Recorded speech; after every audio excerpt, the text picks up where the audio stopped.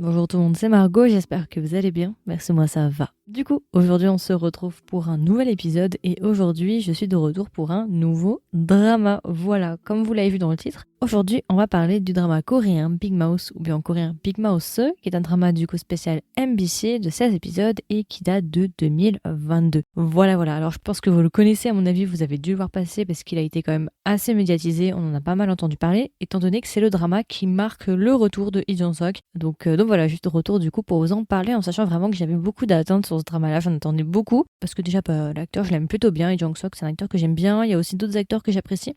Donc je m'étais dit bon bah why not, pourquoi pas tester, on verra ce que ça donne et tout. Et voilà, ouais. Ok, alors on peut directement commencer avec le casting du coup qui sont les acteurs principaux. Bah comme je l'ai dit déjà, nous avons Lee Jong-suk. Lee Jong-suk, si vous le connaissez pas, il a fait énormément de dramas. Il a joué dans Pinocchio. Mon drama préféré de lui, je pense, c'est While You Were Sleeping. D'ailleurs, c'est très très drôle parce qu'il y a un autre personnage de While You Were Sleeping et j'ai trouvé ça super drôle de les voir ensemble. Ensuite, nous avons l'actrice Yuna. Elle a fait beaucoup d'émissions, hein, visiblement. Ok, donc Yuna, moi je la connais un petit peu moins, mais visiblement, elle a fait dans le drama de K2. Ah oui, c'est vrai. Elle a fait dans Hush, God of War, Because It's the First Time, Cinderella Man. Ok. Donc voilà, de base, hein, c'est une chanteuse, d'accord. Elle était chez SM. Alors je crois qu'elle est toujours chez SM d'ailleurs en fait. Après, bien évidemment, il y a d'autres acteurs, vous les connaissez, hein. Franchement, il y a du gros casting. Si vous regardez un minimum de drama, je pense que vous connaissez le trois quarts du casting à mon avis, voire même l'entièreté, parce qu'il y a vraiment que des têtes que vous connaissez. Enfin voilà, bref. Donc voilà, ça va être un drama avec ces deux personnages-là, plus d'autres personnages. Bah, je peux peut-être vous en donner un qui va être assez important, qui s'appelle Kim Joo-won. Kim Joo-won, si vous le connaissez pas, alors il a fait pas mal de rôles. Il a joué dans Dodo Sol Sol La La Sol. Mais moi, je pense son rôle le plus connu quand même, c'était dans It's Okay to Not Be Okay, le patron qui est toujours stressé. Vous voyez? Bah c'était lui. Il a aussi joué dans Startup, Now We're Breaking Up, Docteur Romantique saison 2. Enfin bon bref, il a fait énormément de drama, il est assez connu. Donc voilà, ça va être notre trio de personnages. Je ne vais pas tout donner parce qu'il y en a beaucoup. Donc voilà. Je vais vous faire un petit résumé rapide sans vous spoiler pour vous expliquer de quoi ça parle pour les personnes par exemple qui ne l'auraient pas encore vu. On va commencer avec le personnage qui s'appelle Park Chang-ho. Park Chang-ho est joué par Lee Jong-suk. On nous explique que c'est un jeune avocat qui est marié au personnage de Gomyo. Gomyo, elle, c'est une infirmière qui travaille dans un hôpital. Et en gros, ce qu'on comprend, c'est qu'au début du drama, Park Chang-ho va se retrouver mêlé à une affaire de meurtre. Du jour au lendemain, Park Chang-ho va se retrouver accusé à tort d'être un baron de la drogue du nom de Big Mouth. Voilà. En fait, il y a un jeu de mots tout au long du drama. Le drama, c'est Big Mouth TH, ce qui veut dire bouche. Et en fait, le nom du baron de la drogue qu'on va rechercher, c'est Big Mouse. Mouse comme souris SE. Sauf qu'en coréen, en fait, il n'y a pas de distinction entre le TH et le SE, vous voyez. Donc, ils disent tout le temps Big Mouse. Le TH, donc le nom du titre, en fait, ça fait référence, en fait, à Park Chang-ho, parce qu'on l'appelle, en fait, Big Mouth, donc grande bouche, voilà. Donc, t'as grosse bouche et grosse souris, si tu préfères, et le nom du drama, c'est de grosse bouche, qui fait référence à Park Chang-ho. Son surnom, c'est grosse bouche.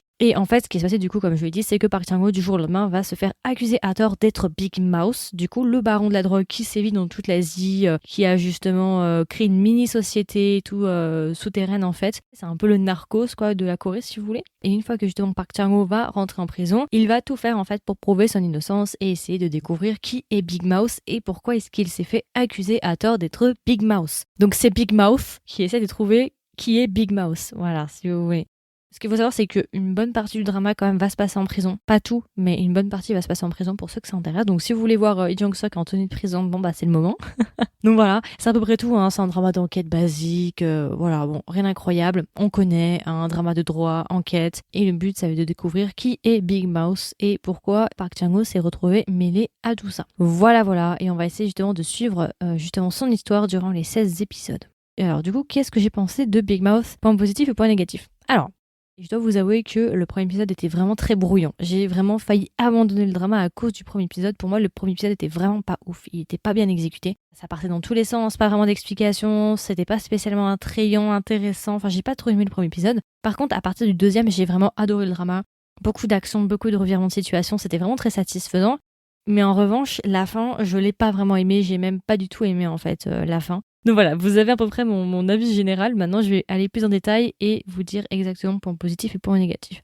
Je vais commencer par les points positifs. J'ai trouvé que ce drama était extrêmement drôle. Alors, je sais pas si c'est normal, hein. Je sais pas si c'est moi qui pète un câble et qui est juste en train de craquer. J'ai passé quand même la plus grande partie du drama à rire. En tout cas, la première partie, la première moitié.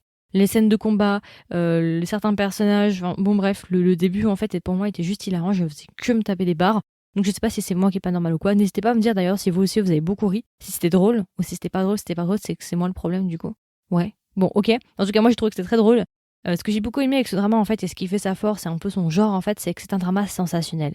C'est du revirement de situation, c'est du sensationnel, en fait c'est du Vincenzo si vous voulez, hein, c'est un peu ça. C'est dans les mêmes cordes, même si je le mettrais pas à la même hauteur que Vincenzo, faut peut-être pas déconner, Vincenzo est bien au-dessus. Mais je veux dire dans la catégorie, dans les mécanismes, c'est un peu pareil. C'est vraiment du sensationnel, des scènes de combat, des luttes de pouvoir, des trucs vraiment très satisfaisants et tout, des trucs badass si vous voulez. Donc voilà, c'est un drama qui fait vraiment sensationnel, très sensationnel. Il y a vraiment des moments très satisfaisants, très badass, qui sont vraiment agréables à voir. Genre c'est des moments où t'es sur ton canapé en train de crier, t'es bien en fait dans l'histoire et tout, t'as envie de voir la suite. Autre point positif, bon bah Lee Jong-suk est magnifique. Bon, peut-être dans sa tenue de prison, bon, c'était pas, voilà, quoique il est même très très bon en tenue de prison, mais on va dire que pour les autres parties qui vont se passer hors prison, en fait, parfois je me demandais si je regardais un drama ou si je regardais la Fashion Week en fait.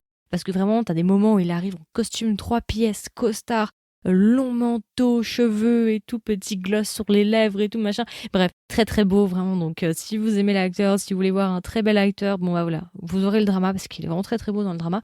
Voilà, il a très très bien joué, j'ai pas de problème là-dessus. Et enfin, j'ai beaucoup aimé, il y avait des revirements de situation assez intéressants. Des trucs vraiment, ouais, où tu t'y attendais pas forcément. Là, je parle vraiment des points plutôt mineurs, pas majeurs. Ouais, il y a des moments, franchement, c'est satisfaisant. Tu te dis, ah, intelligent et tout, j'aurais pas pensé à ça, ah, sympa et tout, c'est cool.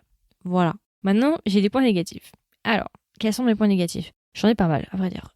Ce que je reprochais en fait au drama, c'est pas le jeu des acteurs. Pour moi, le plus gros point négatif de cette histoire, en fait, c'est la logique de l'histoire et c'est la construction de l'histoire. C'est ça qui me pose le plus de problèmes. C'est vraiment du sensationnel pour du sensationnel, mais derrière, malheureusement, il n'y a pas vraiment de logique en fait. Et ça, c'est un gros problème. T'as plein de moments où tu te dis, je parle de logique autant dans l'histoire, dire le cheminement de l'histoire auquel fil rouge et tout, les intrigues. Mais je parle aussi de la psychologie des personnages qui parfois ne fait aucun sens. J'irai plus en détail dans la version longue, mais t'as des personnages qui ont un changement drastique et t'en as d'autres qui sont débiles sur commande. C'est-à-dire que ils sont intelligents, on nous le montre qu'ils sont intelligents, ils font des choix intelligents, mais d'un coup, ils vont devenir débiles parce que l'histoire a besoin qu'ils soient débiles. Du coup, ils vont rendre un des personnages momentanément débile, juste pour un épisode, juste pour servir l'histoire. Et ça m'énerve beaucoup. Mais parfois, je trouve que c'est du sensationnel pour du sensationnel. Et c'est vrai qu'au bout d'un moment, tu t'ennuies en fait. Au bout d'un moment, c'est toujours la même chose. Il y a une mécanique qui revient en mode qui est Big Mouth.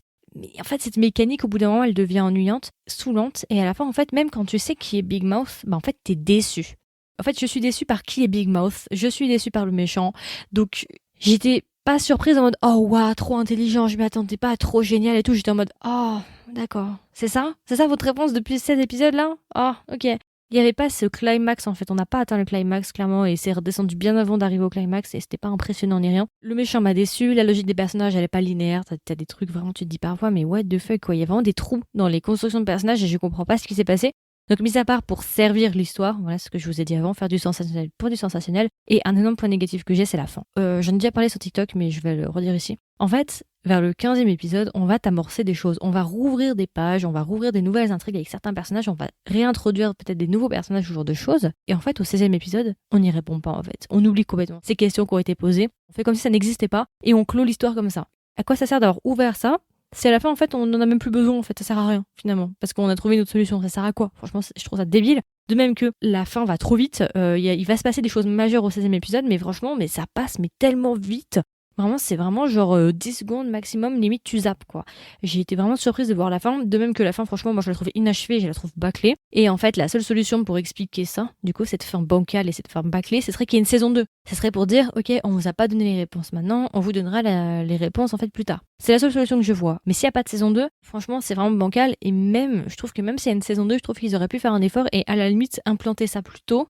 Épisode 15, on trouve un truc. Épisode 16, on trouve une autre solution. Puis du coup, on oublie le truc. Pour être honnête, à la fin de Big Mouth, j'ai vraiment eu l'impression en fait d'avoir été prise pour une idiote. J'ai vraiment l'impression d'avoir été arnaquée de mon temps. Et ça m'énerve, ce genre de choses. Parce que, à la limite, si c'est un drama où il faut pas trop réfléchir, ou c'est vraiment un drama de... Si c'est un drama avec pas beaucoup de couches de lecture, avec juste une couche voilà, basique d'histoire, avec des complots, des intrigues assez simples, assez basiques, avec beaucoup de sensationnels qui misent pas sur la logique, ok, ça me dérange pas de mettre mon cerveau de côté pendant 16 épisodes. Je fais déjà cet effort-là de mettre mon cerveau de côté pendant 16 épisodes, mais au moins respectez-moi. Par rapport à ce que vous me donnez déjà, qui est de niveau assez basique, ne me prenez pas non plus pour une idiote avec ce que vous me donnez déjà qui est pas très élaboré quoi. Donc ça m'a un peu saoulée. Vraiment, je me suis dit, mais c'est quoi cette fin? Vous vous moquez de moi ou quoi? Enfin, bon, bref, de même que voilà, Big Mouth, très décevant. Après, il y a des choses qui sont positives par rapport au drama. Donc, c'est vraiment genre des trucs que j'ai adoré, des trucs que j'ai détestés. Ça me fait penser à un autre drama aussi que j'ai regardé il y a pas longtemps, qui m'a fait à peu près le même effet, qui est sorti en même temps d'ailleurs, qui s'appelle Blind. Mais je crois que je préfère quand même Blind à Big Mouth. En fait, les seules choses qui me font apprécier Big Mouth, c'est l'acteur principal et les scènes badass en prison de l'acteur principal. Certaines intrigues, certains personnages, c'était prévisible. Qui ils étaient, ce qui s'était passé. À l'instant, j'avais cramé dès le premier épisode, j'avais dit ok. J'étais pas spécialement surprise, de même que la résolution de fin pour moi elle est pas bonne. Genre, je me suis dit à la fin, mais en fait, tout ça pour ça. C'est-à-dire que vous auriez pu le faire déjà, genre, il y a longtemps. Pourquoi vous avez choisi de le faire que maintenant? J'étais vraiment déçue. Moi, je me dis, ah d'accord, ok, donc c'est ça, c'est comme ça que vous réglez le problème en fait. Ok, d'accord, cool. Big Mouth, c'est pas forcément un mauvais drama, c'est pas un drama médiocre, mais c'est un drama où il faut pas trop réfléchir. Voilà, je vais partir directement sur est-ce que je le recommande et si je le recommande, pour qui je le recommande en fait. Alors moi je le recommanderais pas comme ça au premier abord, c'est pas un coup de cœur, c'est pas un chef-d'œuvre, ce sera pas mon coup de cœur de 2022, il rentrera pas dans ma sélection des meilleurs dramas de 2022, ça c'est sûr. L'avis que je donne ici, c'est ma perception à moi. Donc bien évidemment après je peux comprendre qu'il y en ait qui aient adoré Big Mouth. Moi perso j'ai été déçue par rapport à ce qu'on m'avait promis, je m'attendais vraiment à un truc très très bien ficelé. Finalement à la fin il y avait quand même pas mal de trous à droite à gauche, c'était pas forcément logique. Donc voilà. Alors déjà, je le recommanderais pas comme ça d'office. Mais si vraiment on me demande mais à qui tu le recommanderais, Big Mouth, je le recommande uniquement si vous cherchez un drama vraiment un peu à la Vincenzo, c'est-à-dire du sensationnel pour du sensationnel, avec un acteur assez beau, assez badass et extrêmement puissant, très intelligent, qui sait tout en avance. Pas qui sait tout en avance, mais voilà, qui prend les choses en main, qui connaît, qui sait ce qu'il a à faire, ce genre de choses qui est très badass, revient en situation, plot twist ici et là, des scènes de combat, de l'action et ce genre de choses. Si vous voulez un truc un peu à la Vincenzo et que vous êtes vraiment là juste pour du sensationnel et voilà, juste vivre une bouffée d'action et ce genre de choses, je vous le recommande. Par contre, si vous voulez vraiment un truc assez bien ficelé où vous pouvez pas forcément cramer qui et qui à l'avance, ça risque d'être décevant. Voilà, ça risque d'être même très décevant en fait. Donc ça dépend ce que vous voulez aussi. Alors, si je devais donner une note à Big Mouth, combien est-ce que je lui mettrais? Je lui mettrais 14,5. Voilà. J'estime encore que c'est un 14,5 généreux. Hein. Avant d'enregistrer là, j'étais en train de réfléchir, je me disais non mais bon, Big Mouth finalement, il y a quand même des bons moments et tout, mais en fait ce qui me remet un peu sur terre et ce qui me fait revenir sur terre, c'est quand je me souviens de la fin en fait. C'est vraiment la fin moi qui m'agace. Le dernier épisode était vraiment pas bon, enfin vraiment pas bon, j'ai vraiment pas aimé. Donc c'est ça en fait qui me fait revenir un peu sur terre et qui me rappelle en fait que bah j'ai été prise un peu pour une idiote durant ce drama. Mais en règle générale, sinon, franchement, ça se regarde. C'est pas un drama médiocre. La qualité est bonne. Il y a des bonnes scènes d'action. Il y a des bons personnages. Pour moi, le seul problème du drama, c'est l'histoire. Voilà, donc c'est à peu près tout. Du coup, je pense que j'ai fait le tour. C'était ma version courte, ma version de présentation sur le drama Big Mouth. J'espère que ça vous a plu, j'espère que ça vous a intéressé, j'espère que j'ai pas démotivé certaines personnes à le regarder. De toute façon, comme toujours, j'invite tout le monde à se faire son propre avis et à revenir me voir et à me donner vos arguments. Ça m'intéresse de savoir. Je vais aller plus en détail et je vais vraiment donner des détails précis dans la version longue de qu'est-ce qui m'a déplu et qu'est-ce qui m'a plu, parce qu'il y a quand même des choses qui m'ont plu. Hein. C'est pas que du négatif non plus. Mais voilà, j'ai vraiment envie de vous faire un point vraiment bien complet sur ce drama-là. J'aimerais vous expliquer pourquoi ce drama me pose problème quand même, j'ai des petits points négatifs. Alors du coup, on va commencer par Park Chan-wook, hein, notre personnage principal joué par Lee Jong-suk. Ah bon, c'est vrai que, point positif de ce personnage, moi j'ai beaucoup aimé l'acteur est très beau, hein. L'habit de prison lui va très très bien. Très beau, il y a des scènes dans la deuxième partie quand il s'enfuit de prison avec ses costumes au ralenti, là, on dirait qu'il va te faire une pub pour Hugo Boss, enfin vraiment il est très très beau, on dirait la Fashion Week quoi. Par contre, j'ai des petits problèmes avec son personnage, même des gros problèmes en fait. Moi j'ai un problème de continuité avec le personnage de Park Chan-wook, je suis désolée mais il y a des grosses failles, surtout au premier et au deuxième épisode, t'as une énorme faille qui va se montrer par rapport à son personnage. Dans l'épisode 1, tu vois, Park Chan-wook, on nous montre comme un avocat du coup marié, qui a un peu peur de sa femme, qui n'est pas vraiment très doué dans son métier, en tout cas qui ne gagne pas facilement les affaires, qui est un peu, j'ai un peu envie de dire lâche, un peu sur les bords, mais c'est quelqu'un qui aime pas trop les conflits et qui préfère les éviter. En tout cas, c'est comme ça qu'on nous le montre au début du drama. Et en fait, ce qui va m'énerver, vous voyez, c'est que quand il va rentrer en prison, il va changer drastiquement. Alors, je veux bien que la prison te change, mais à ce point-là, en fait, la frontière pour moi est trop brusque entre ces deux changements de comportement, c'est-à-dire son comportement avant prison et après prison. D'un coup, il va se retrouver dans la salle d'isolement, il va s'asseoir, il va commencer à méditer, puis il va se dire ok, quelqu'un m'a fait porter le chapeau, il faut que je découvre qui c'est. D'un coup, genre le gars, il a jamais vraiment, sa vie a toujours été plutôt calme, voilà, il est jamais allé en prison, c'est plutôt un trouillard, j'ai l'impression quand même sur les bords. Et d'un coup, il change complètement de personnalité, puis il s'est mis en mode Robocop, c'est bon, je vais aller tuer tout le monde. Je sais pas, franchement, je suis assez mitigée, de même que visiblement, c'est pas un personnage qui savait se battre, et puis d'un coup, en 24 heures, le gars, il fracasse le crâne du Yakuza avec un plateau. Je suis mitigée. Franchement, quant à ses capacités à se battre en 24 heures, alors je sais qu'il a l'air très intelligent, il a fait une law school, mais quand même, je sais pas, ça me semble un peu illogique que d'un coup, il va commencer à devenir un peu sanguinaire, On commence à être beaucoup plus courageux, chose qu'il n'était pas vraiment avant, et d'un coup il va devenir hyper courageux, il va commencer à se battre avec tout le monde. Ouais, dès qu'il va rentrer en prison, il va faire des choses quand même assez illégales, assez violentes, mais sans cligner des yeux, quoi. On dirait qu'il est extérieur à l'histoire ou qu'il a déjà lu le script avant et qu'il connaît déjà toute l'histoire. Vous voyez, c'est un peu ça, quoi. Un autre personnage aussi qui m'a posé un problème, c'est sa femme, du coup, Gomiho. En fait, c'est un personnage qu'on nous décrit comme très intelligent. Elle est super intelligente, elle est un peu retors, vous voyez, genre, on l'allumait pas à l'envers comme ça, elle se laisse pas faire et tout, voilà. On le voit par exemple quand elle va changer d'hôpital, quand les infirmières essayent justement de la visiter, elle se laisse pas faire. Mais il y a des moments où son personnage devient débile sur commande. C'est-à-dire qu'elle perd tous les neurones qu'elle a utilisés jusqu'à présent. Pourquoi elle est débile ? Parce qu'en fait, l'histoire requiert qu'il y ait quelqu'un de débile. Du coup, le personnage va être momentanément, pendant 10 minutes, débile pour faire avancer l'histoire ou la faire reculer ou la faire, voilà, faire quelque chose. Et ça, j'ai horreur, en fait, qu'on utilise les personnages au service de l'histoire, que ce soit juste des personnages qui soient juste des pions qu'on peut remplacer, qu'on change, et qu'en fait, c'est pas des personnages qui ont réellement une réelle psychologie et une réelle construction. La femme, surtout, a des moments, t'as des moments où elle était vraiment mais débile. Et tu te dis, mais putain, mais comment ça se fait que genre elle était intelligente jusqu'à présent et d'un coup, là, pendant les 5 minutes, elle nous fait ça, quoi. Vraiment, c'est. Enfin, bon, bref, j'ai trouvé ça vraiment très agaçant. Puis en plus, je trouve que ça avance pas, ça fait pas forcément avancer l'histoire. Bon, ok, voilà. Et aussi, hein, attendez, la mécanique, là, qui arrive au moins 3-4 fois de ouais. C'est moi, Big Mouse. Une fois, ça va. 2 fois, c'est drôle. 3 fois, non, ça suffit là, en fait. J'ai pas que ça à foutre. Ce petit jeu-là, d'essayer de faire ça à chaque fin d'épisode, là, pour nous surprendre, blablabla, pour faire en sorte que ce soit après la pub ou à la semaine prochaine. Terminer sur un cliffhanger pour justement laisser le téléspectateur en haleine et qu'il ne supporte pas l'attente d'une semaine. Oh là là, mon Dieu, ah. Une fois, 2 fois, c'est sympa. Mais quand tu le fais 3-4 fois, à la fin, bah ça devient chiant. Et en fait, ils se sont même tiré une balle dans le pied parce que quand le vrai Big Mouse s'est justement dévoilé, c'était même pas intéressant. Parce que de 1, t'as 2 réactions possibles. T'as la première réaction de eh oh, hein, Patrick, on me l'a fait la semaine dernière, celle-là, je sais que c'est pas toi, arrête tes conneries, t'as vu le monsieur, ça peut pas être lui. Et t'as le deuxième camp qui va dire ah, c'est lui? Ah bah j'aurais préféré que ce soit celui de la semaine dernière. Hein. J'aurais préféré par exemple que ce soit Jerry, vous voyez, clairement. J'aurais trouvé ça beaucoup plus intéressant et beaucoup plus vicieux qu'en fait Jerry se soit caché comme son plus loyal suiveur entre guillemets et qu'en fait ce soit lui depuis le début alors qu'il jouait le débile et tout machin. Ou même le garde. J'aurais préféré par exemple que le garde soit le tueur. Mais après, si on regarde avec des faits, avec des preuves, c'est sûr que le Big Mouse en question, bah, c'est entre guillemets logique, dans le sens où ils avaient implémenté le truc des tarots, bah, en fait ça fait sens, parce qu'en fait on nous explique que bah, ce gars, en fait il est très porté sur tout ce qui est occulte et tarot, donc finalement ça fait résonance, et en fait on nous avait donné les clés depuis le début. Ouais, ok, mais je trouve en fait que bah, c'est pas sensationnel et c'est pas aussi intéressant que ça aurait pu être en fait. Ça me fait ni chaud ni froid. Franchement, tu me demandes si je veux des olives sur ma pizza, j'aime pas les olives. Mais si tu me demandes, je te répondrai de la même manière et je réagirai de la même manière que quand j'ai vu qui était Big Mouse. Donc décevant parce que c'est quand même l'intrigue principale du drama qui est Big Mouse. Franchement, quand je l'ai vu, j'ai soufflé. Franchement, j'ai soufflé fort, fort. Je me suis dit, putain, tout ça pour ça. Ok, il a un motif, c'est pour venger sa fille. Il a un motif, mais ok, on nous donne des arguments qui ont été donnés avant, mais je trouve que c'est pas incroyable, quoi. On aurait pu faire mieux. Franchement, je trouve pas ça très sensationnel et très incroyable. Voilà. Franchement, il y avait d'autres personnages qui auraient été des meilleurs Big Mouse, à mon sens. Pareil pour le méchant du coup de Fedoa, là, bon, ok, c'était un peu prévisible hein, que c'était pas lui Big Mouse. À un moment, ils ont essayé de me faire croire que c'était Big Mouse. Bon, ok.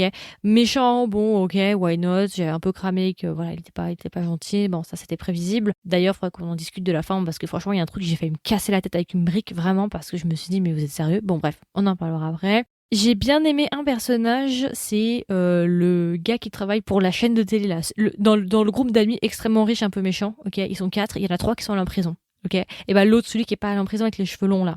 Gong Joon, je l'ai bien aimé, franchement. Je crois que c'est même si c'est un peu un personnage un peu voilà, il est gris, hein, il est pas très très gentil. Mais j'avoue qu'il m'a fait beaucoup rire. J'ai beaucoup aimé sa romance. Pardon. Ça c'était un lapsus révélateur. J'ai beaucoup aimé sa bromance avec l'acteur principal.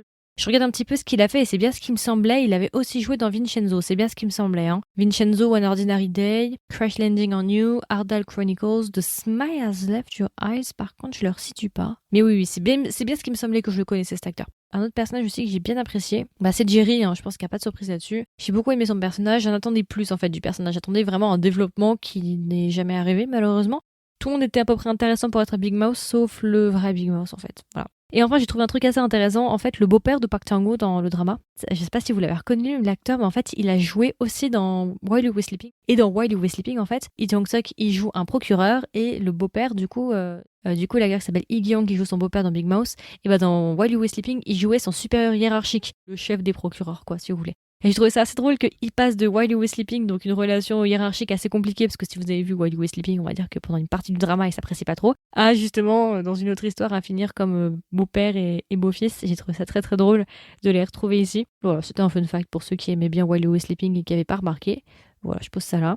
Alors du coup des scènes, quelques petits points sur les scènes, des scènes que j'ai appréciées. Épisode 2, la rencontre entre Park Chan-wook et Jerry, j'ai beaucoup aimé, genre le truc avec son tatouage là quand il monte la souris et tout, ça m'a fait beaucoup rire. Déjà j'avais oublié en fait qui était dans le drama, donc très très bonne surprise quand je l'ai vu, je me suis dit ah t'es là toi, super, parce que j'aime beaucoup l'acteur, hein. Franchement il est vraiment bien, il s'appelle Kwak Dong-hyun. Aussi j'ai beaucoup aimé la scène justement où Park Chan-wook il fracasse le yakuza à coups de plateau là, et t'as Jerry qui met sa main sur sa bouche, qui est choqué. Son expression faciale m'a fait hurler de rire. En fait j'ai passé mon temps à rire en fait pendant les 6 premiers épisodes en tout cas. La scène quand le psychopathe il commence à pleurer. Alors c'est vrai que quand je ne connaissais pas la vérité sur le psychopathe, j'ai énormément ri, genre quand il a commencé à rire, genre que Park Chan-wook, Big Mouth, il fait pleurer un psychopathe. Et le psychopathe il appelle sa mère, c'est très drôle. Mais quand t'as fini le drama et tu sais qu'en fait le psychopathe n'était pas un psychopathe et qu'en fait il a été accusé à tort, là d'un coup je rigole moins et je me sens un peu coupable d'avoir ri. Donc voilà, mais sans le savoir c'était très très drôle, mais une fois que tu le sais c'est moins drôle. Ah oui, épisode 6, quand la femme de Park Chan-wook elle arrive pour la première fois dans la prison, et puis t'as toute la prison qui s'incline. Annyeonghasimnika. Je sais pas si vous vous souvenez de ça. Ça, c'est très courant dans les boss de mafia coréenne, en fait. C'est très courant, ça. Ah oui, épisode 7 aussi, quand le méchant, un des 3 méchants, là, qui sont en prison, là, les riches, là, celui qui est médecin et qui, à un moment, il se fait scotcher à une chaise et tout, puis il commence à avoir un combat, et c'est un combat que Park Chan-wook a organisé. En fait, c'est pas un vrai combat, mais c'était pour faire croire au médecin qu'il y avait un combat et qu'il l'avait aidé. Et genre, il y a tout le monde qui commence à se battre autour de lui, puis il tombe de la chaise et il commence à hurler et tout. J'ai beaucoup aimé, ça m'a fait beaucoup rire aussi, cette scène. C'est vraiment des scènes what the fuck, hein. C'est des scènes à la Vincenzo, quoi. Ça fait pas vraiment sens. Épisode 8, quand il sort de prison, du coup, il est en costume. Là, il arrive dans le hangar, hyper bien habillé, petit ralenti, petit close-up et tout machin, avec petite musique sympa. On dirait une pub pour Hugo Boss. Beaucoup aimé, il est très très beau. La scène aussi où il est devant le palais de justice et il est dans la mini voiture et puis les volets s'ouvrent doucement puis il est assis. Pareil, très badass, très beau. Hein, voilà, j'ai beaucoup aimé. Esthétiquement parlant, c'était très plaisant, c'était très beau à voir. J'ai beaucoup aimé cette petite mise en scène qui était vraiment intéressante. C'est à peu près tout ce que j'ai récupéré pour les scènes.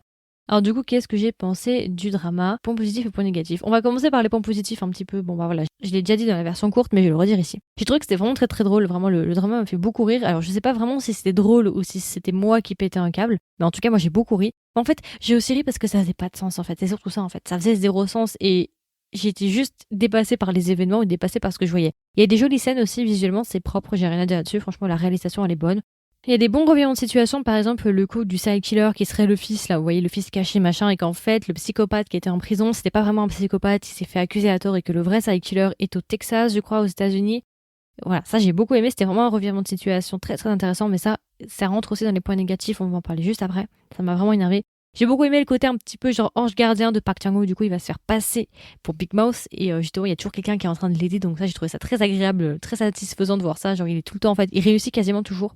C'est tout pour les points positifs, maintenant j'ai les points négatifs. Comme je l'ai dit dans la version courte, pour moi, le début du drama, le premier épisode faisait vraiment brouillon. J'ai failli abandonner le drama et je connais des gens qui ont abandonné le drama juste à cause du premier épisode en fait. T'es pas vraiment impliqué dans l'histoire, t'as aucune attache en fait. Tu te sens même pas attaché au personnage. Ils ont pas vraiment réussi à tirer la sympathie ou l'intérêt du spectateur dès le premier épisode. C'est que au deuxième épisode où les choses deviennent vraiment intéressantes, mais vraiment ça fait brouillon. Le premier épisode c'était vraiment pas agréable. J'ai l'impression en fait vraiment qu'ils ont voulu faire une histoire compliquée avec des révélations sur révélations, plot twist sur plot twist, mais en fait plus tu fais ce genre de mécanisme-là, plus normalement l'attente du spectateur est censée grandir, tu vois, t'attends de plus en plus de choses. Et puis finalement, à la fin, je trouve que c'était pas à la hauteur en fait de ce qu'on nous avait promis, tu vois, genre ah bah c'est moi Big Mouth, mais en fait c'est pas lui, mais en fait c'est moi, mais c'est toujours pas lui, mais c'est moi, mais c'est pas lui, en fait c'est moi. Et c'est lui. Et à la fin, tout en ressort blasé en fait. Et du coup, je trouve, voilà, comme je l'ai dit avant, ils sont tirés une balle dans le pied. Pour moi, ils ont trop joué de cette mécanique-là. Et finalement, ça s'est retourné contre eux parce que finalement, la résolution de fin, elle était pas si intéressante que ça. Elle était en mode, ah, ok, cool, super. Je vais aller me faire à manger. Je reviens. Voilà, tu t'en fous. Franchement, tu t'en tapes. Hein, franchement, voilà. D'ailleurs, le meilleur ami, j'avais cramé. Hein, qu'il y avait un problème avec le meilleur ami. J'avais tout de suite cramé. Dès que je l'ai vu, en fait, je me suis dit, lui, il y a un truc qui va pas avec lui. Je sens qu'il y a un truc qui va pas. Dès le premier épisode. Pour moi, la fin, elle est inachevée. Genre, bon, sa femme, elle meurt, ok. En 30 secondes, c'est plié, hein, la femme qui meurt. Hein. Franchement, sa femme, déjà, elle se chope Elle se chope une leucémie comme ça en 2-2, hein. Et puis en plus de ça, elle meurt en 30 secondes et puis on n'en parle plus, c'est fini quoi. Big Mouth, on a plus passé de temps sur sa mort que sa propre femme.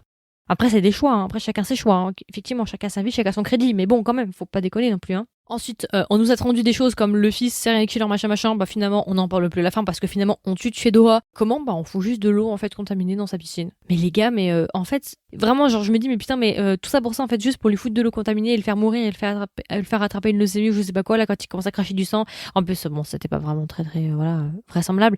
Si en fait la seule solution c'était de le tuer, bah t'aurais dû le faire avant en fait, Patrick. Pourquoi t'as attendu genre 16 épisodes pour le buter? Voilà, t'aurais dû le buter dès le début, au moins ça aurait été réglé, on aurait pu passer à autre chose. De même que le serial killer, du coup, bah on sait pas ce qu'il est devenu parce que du coup, voilà, on nous avait dit, oh là là, on va faire revenir le serial killer pour faire tomber Tuedoa. Sauf qu'ils ont buté Tuedoa, donc du coup le serial killer il sert plus à rien. Alors est-ce qu'ils l'ont appelé? C'est-à-dire que le serial killer va revenir? Dans ces cas-là, c'est pour nous introduire avec une saison 2 en mode oui, effectivement, on a appelé le serial killer va revenir. Et dans la saison 2, on va essayer de combattre le serial killer. Mais s'il n'y a pas de saison 2, c'est vraiment du foutage de gueule, je suis désolée. Mais nous avoir introduit des questions comme ça dans l'épisode 15 ou 14 pour que finalement l'épisode 16, bon, on n'en parle même pas et qu'on s'en fout en fait. Limite, ils ont rappelé le serial killer, ils ont fait oui, Patrick, bah en fait, non, c'est bon, on a trouvé une solution pour jeudi. Ouais, on a trouvé. Du coup, bah c'est bon, tu peux rester. T'as pas pris ton billet? Ah, tant mieux, t'as pas pris ton billet, super. Bon, bah écoute, pour le moment, on n'a pas besoin de toi, mais on reste en contact. Ok, Patrick, on reste en contact. Allez, bye bye. Voilà, c'est un peu ça en fait ce qu'ils ont fait avec le serial killer. De même que la meuf là qui s'est fait tuer par son mari, ok, qui avait quand même une petite importance quand même, hein. Voilà, elle s'est fait buter, on n'en parle plus, voilà, tout va bien dans le meilleur des mondes, ça se passe au calme, ils sont même pas au courant qu'elle est morte, bon bref, on n'en parle plus. Enfin, je me dis mais bon, moi la seule solution que j'ai dans tout ça là, tout ce truc qui s'est passé dans l'épisode 16, hein, parce que cet épisode 16 quand même il était vraiment très bancal, hein, il était vraiment bancal, hein. Je me dis, la seule solution, c'est qu'ils veulent faire une suite ou ils envisagent de faire une suite et dans la suite, bah justement, il y aura les réponses qu'on a laissées dans l'épisode 16. C'est la seule solution que je vois parce qu'à la fin, il devient chef de sa mafia, là, on dirait qu'il est chef d'un culte. Il devient le Big Mouth et justement, il y a tout le monde qui s'incline, là, blablabla.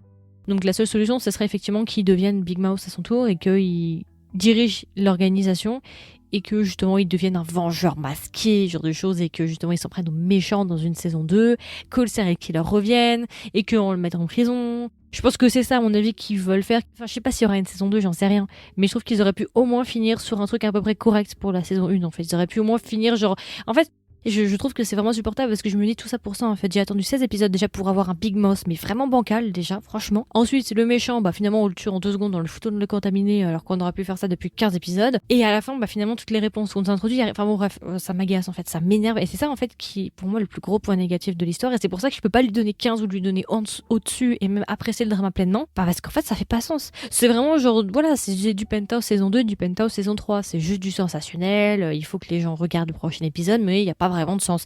C'est clairement ça. Et ça, c'est bon. Une fois, ok, avec Penthouse, je veux bien mettre mon cerveau de côté 2 secondes, ok. Mais regarder ça à H24, ça me saoule rapidement. Je pense que c'est à peu près tout. J'espère que ça vous a plu. J'espère que ça vous a intéressé. Bon, j'ai quand même passé le 3/4 de l'épisode à donner mes points négatifs sur ce drama. Mais bon, voilà, il fallait quand même le faire.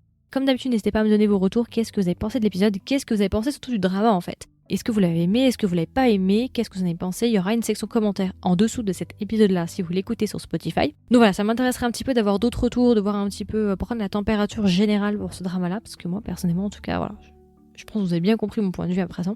Donc voilà, écoutez, je vous souhaite une agréable journée ou une agréable soirée, et je vous dis à la prochaine pour un nouvel épisode. Bye bye!